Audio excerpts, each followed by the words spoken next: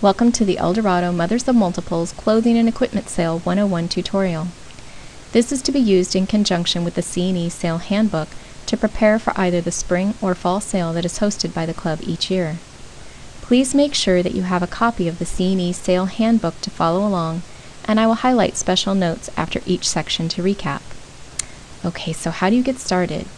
If you are a first-time seller, you will need to contact the current C&E New Seller Coordinator by email or phone to let her know that you want to sell. In addition, you are meeting one of the requirements now by watching this tutorial. Once you have watched it in its entirety, contact the C&E New Seller Coordinator to request your seller number. This will be your seller number for each sale that you participate in.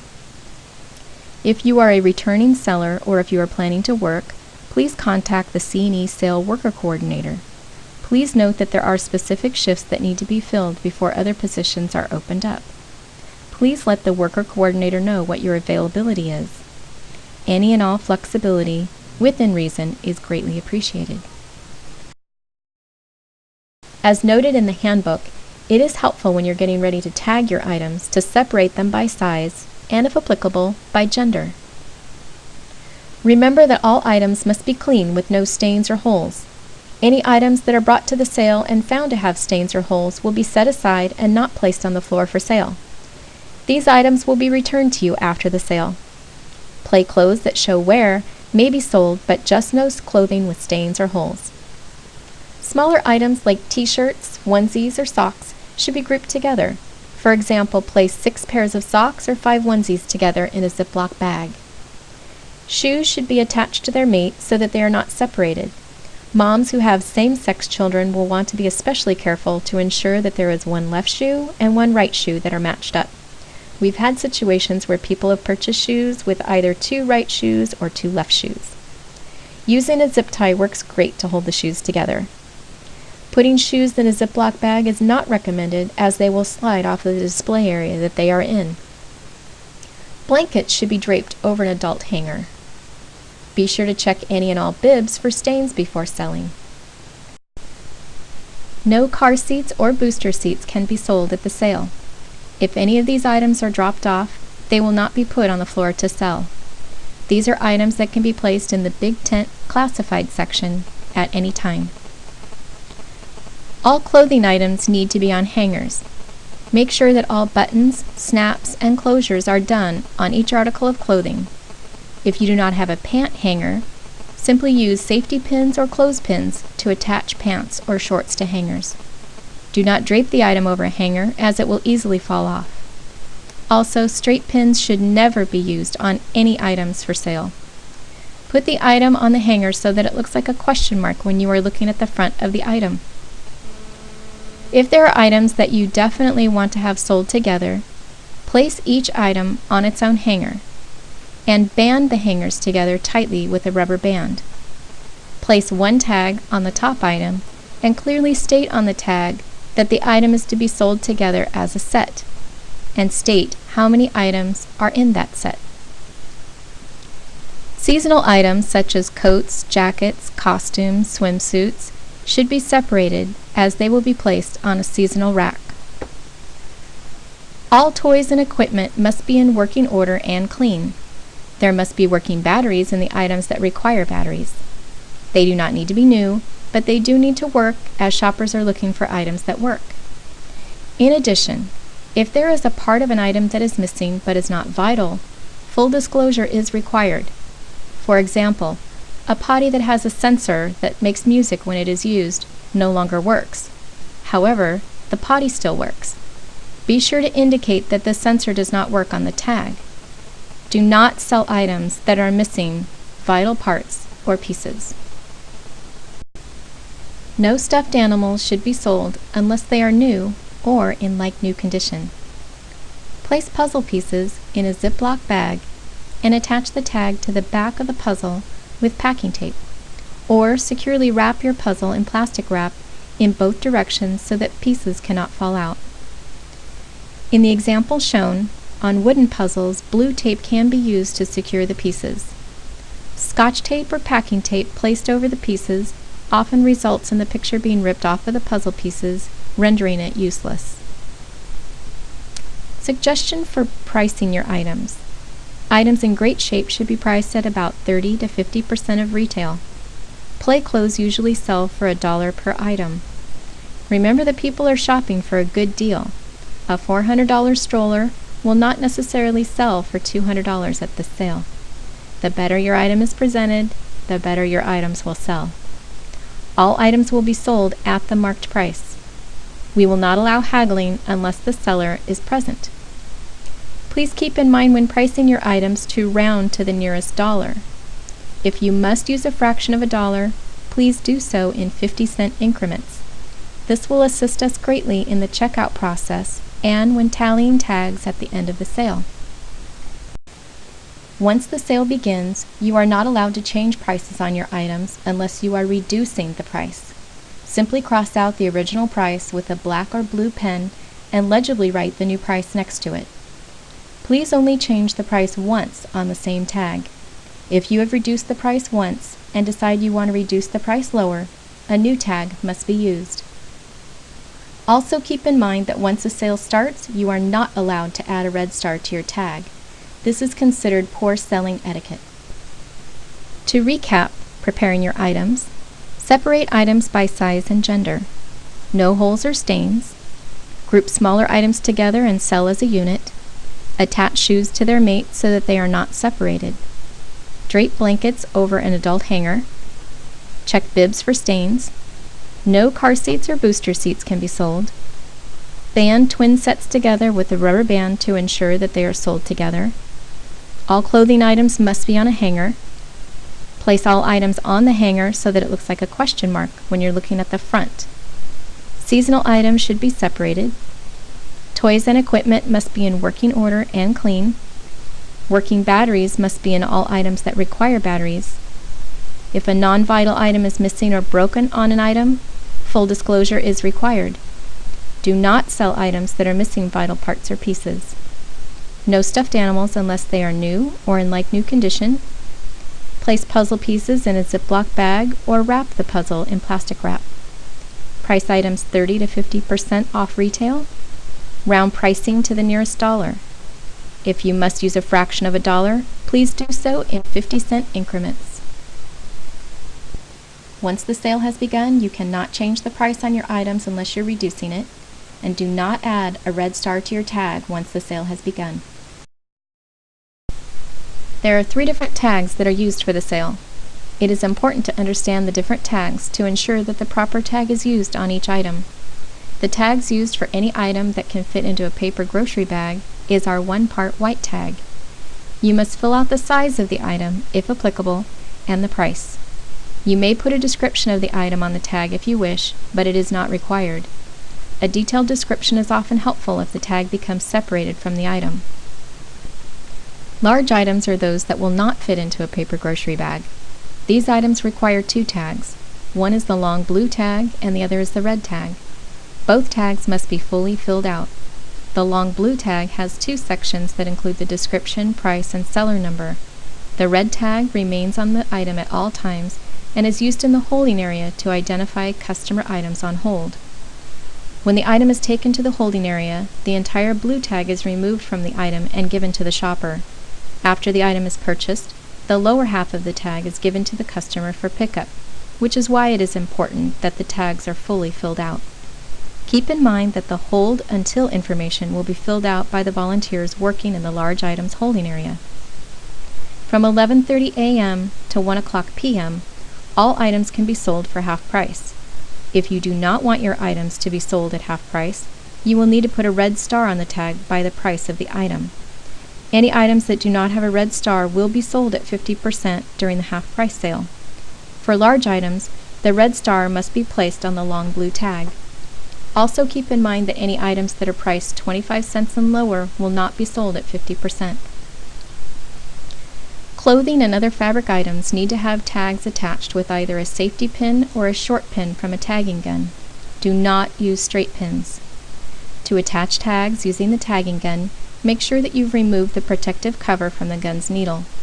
Press the needle through the top portion of the tag and push the tag up until it touches the gun. Whenever possible, insert the gun needle into the seam to prevent leaving holes in the garments. While holding the garment and the tag against the gun, press the trigger of the gun to dispense the pin. Make sure that the pin is free from the needle of the gun before removing it from the garment. Make sure that all tags are firmly attached. Attach all set items together securely so that they do not separate. Also make sure that the tag is placed on the right front side of the item so that the tag will be visible when it is hanging on the rack. Other items that can be used to attach tags are packing tape, blue tape, and zip ties. Packing tape works well on most toys. When attaching tags to books, pictures, movies, use blue tape to attach the tag on the back of the item. In each case, do not tape below the line on the tag. The tags are torn off of each item to give the seller credit for the sale.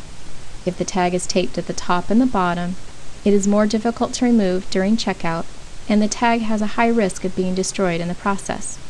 Remember that packing tape holds much better than regular tape.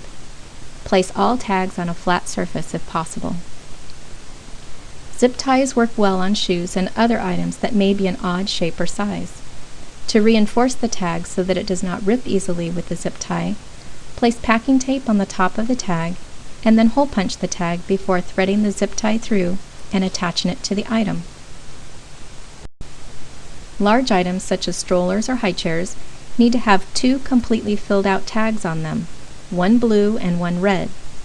You will be required to sign a waiver when you drop off your items that states that you have done due diligence to make sure that your items have not been recalled. Make sure that you've checked online to ensure that the items you are selling have not been recalled. Indicate this on your tags, as it is a good selling feature. Another good tip is if you still have the brochure, instruction booklet, or information for the item that you are selling. Put it into a large Ziploc bag, tape the tags to the back of the Ziploc bag, and then attach the Ziploc bag to the item. Again, make sure that all tags are firmly attached. This is in your best interest, as items without tags cannot be sold. These items will be placed in a lost and found pile for you to check at the end of the sale. Loose tags will also be gathered up and held for members to go through at the end of the sale. To recap tagging items for sale, use the white tag for clothing and small items that can fit into a paper grocery bag. Any item that cannot fit into a paper grocery bag requires the 2 tags, one blue and one red. Tags must be filled out completely. Putting a description of the item at the top of the tag often helps if it becomes separated from the item. Place a red star next to the price if you do not want your item to sell for 50% during the half-price sale. Use a safety pin or tagging gun to attach tags to clothing and all fabric items. Packing tape works well for most toys and large items. Use blue tape to attach tags to books, pictures, or movies to prevent tearing when the tag is removed. Packing tape holds much better than regular tape. Zip ties work well to attach tags to shoes. Be sure that all of your items have not been recalled. If available, include the brochure, instruction booklet, or information for items that you are selling. Items cannot be sold without a tag attached to it. The tags are available to purchase, or you may print your own. If you would like to purchase the tags, watch for emails prior to the sale for people who are selling tags in your area. You can also check with the sale coordinator if you are unsure who is selling tags. If you wish to print your own, templates are available on our website at www.edmoms.org or in the Files section of Big Tent. If you print your own tags, they must be printed on cardstock, which is 60 pounds or heavier. Standard tags must be printed on white paper and will print out 6 tags per template. The large items require the blue tags, which will print out 3 tags per template, and the red tags, which will print out 4 tags per template. You must use the club-designated tags. There are no exceptions. In a pinch, if you run out of the white tags, you can use a heavy stock 3x5 index card in place of the white tags, but they must be filled out just like the club tags. There are no substitutions for the blue or red tags. If the proper tags are not used, there will be a 10% penalty on your commission for items sold, and participation in future sales could be in jeopardy. So to recap getting tags, you can purchase the tags from a member in your area. You can print out your own tags using the templates on our website or in the Files section of Big Tent. Tags must be printed on cardstock that is 60 pounds or heavier. The white tag prints out 6 tags per template. The blue tags print out 3 tags per template. The red tags print out 4 tags per template. The only exception to using the club-designated tag is the white tag. A heavy stock 3x5 card can be used but must be filled out just like the club tag. There are no substitutions for the blue and red tags. A 10% penalty on items sold will be withheld for anyone who uses improper tags. Participation in future sales could also be in jeopardy if improper tags are used. When organizing your items for drop-off, please adhere to the following steps. Separate your items into separate containers by the list that will follow. Be sure that your seller number is on all sides of the outside of the container as well as the lid so that it can be returned to you. Separate clothing items by gender and size. Place items into separate containers or divide the items clearly in the container using paper. Mark the sizes on the container or on the dividers. An additional idea is to separate clothes by size and gender, wrap a rubber band around the hangers, and place them in a plastic garbage bag or a bag from a department store over the hangers. Write the size and gender on the outside of the bag with a marker. Twin sets should be separated out by size. Seasonal items should be separated and marked seasonal. These items do not have to be separated by size or gender. Shoes and maternity clothes will be in the same room as the children's clothing. Although they can be in the same container, make sure that there is a clear divider when one category type has ended and another has begun. Sporting goods and athletic supplies will also be in the same room. Toys, books, videos, safety items, DVDs, and furniture will be in a separate room. It is understood that there may be several items that are too large to fit into a container. However, use containers whenever possible. To recap organizing your items, put your seller number on all sides of your container, including the lid. Separate clothing items by gender and size. All girl clothing should be placed together and all boy clothing should be placed together. Separate sizes by using paper dividers or placing items in a bag with the size and gender written on the outside of the bag. Twin sets should be separated by size. Seasonal items should be separated and marked seasonal. These items do not need to be separated by size or gender. Separate additional items into the following categories: toys, miscellaneous baby items, shoes, sporting goods and athletic supplies, books, DVDs and videos, safety items, and maternity clothes. Members are asked to drop off their items between 4 p.m. and 6 p.m. on the Friday night before the sale. If you are working on Friday afternoon, do not unload your items until setup is complete. All items must be ready to go at that time. No tagging of items will be allowed that evening. Please be courteous to your fellow members and do not arrive after 6 p.m. to drop off items. Members are not allowed to drop off items on Saturday morning. In addition, members are not permitted to stay and set up items unless they are scheduled to work or approved by the sale coordinator. Simply drop off your items in the appropriate room and leave them for the setup team. If you wish to shop, you must return at the appropriate shopping time. Please clearly mark your containers on all sides and the lids with your seller number. Your container will be set aside and any remaining clothes and items will be returned to them after the sale. If your items are not organized, they will be the last to be put out, and if there is not enough time, they will not be put on the floor at all. Our setup team does not have time to separate out items. When dropping items off, members will be asked to sign in and sign a waiver indicating that items have been checked for recalls. At that time, please leave a self-addressed stamped envelope in the box by the sign-in sheet. This will be used to mail your consignment amount to you. If you do not leave a self-addressed stamped envelope, you will be charged $1 to cover the expense. To recap dropping off items, drop off items between 4 and 6 p.m. on the Friday before the sale. All items must be tagged and ready to go. Do not arrive after 6 p.m. to drop off your items. Do not stay and help unless you are scheduled to work. Return at the appropriate time to shop. Clearly mark all containers on all sides and the lids with a seller number. If items are not organized, they will be the last to be put out on the sale floor. Sign in when you drop off your items. Sign the waiver indicating that you've checked items for recalls. Leave a self-addressed stamped envelope by the sign-in sheet. There is a worker-only pre-sale on the Friday night before the sale from 7 p.m. to 8 p.m. You are allowed to shop during this time if you are working the sale. You may also bring your spouse with you to this pre-sale. Please be courteous to your fellow members and do not hoard clothes or block the shopping area with strollers. Children are not to be left unattended in the toy area. The member-only pre-sale is the morning of the sale from 8 a.m. to 9 a.m. Each member can provide 2 guest passes, which allows the guest to join in the members-only pre-sale on Saturday for $5. We do not need to know in advance who is using your passes, and you do not have to be present for them to use the pass.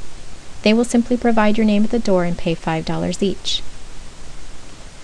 Customers who are on our mailing list will be allowed to enter the sale 15 minutes early or at 8:45 on Saturday morning. The sale hours for the public will be from 9 a.m. to 1 p.m. There will be a half-price sale from 11:30 a.m. to 1 p.m. There is no entrance fee for the sale.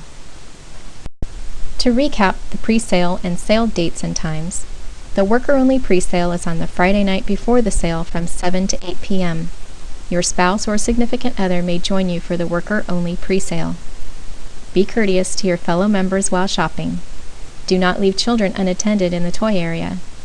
The member-only pre-sale is Saturday morning from 8 to 9 a.m. Members have 2 guest passes that allow guests to join the member-only pre-sale for $5. We do not need to know in advance who is using your guest passes, and you do not have to be present for them to be used. Customers on our mailing list will get into the sale 15 minutes early. Sale hours for the public are 9 a.m. to 1 p.m. The half-price sale is from 11:30 a.m. to 1 p.m. There is no entrance fee for the sale.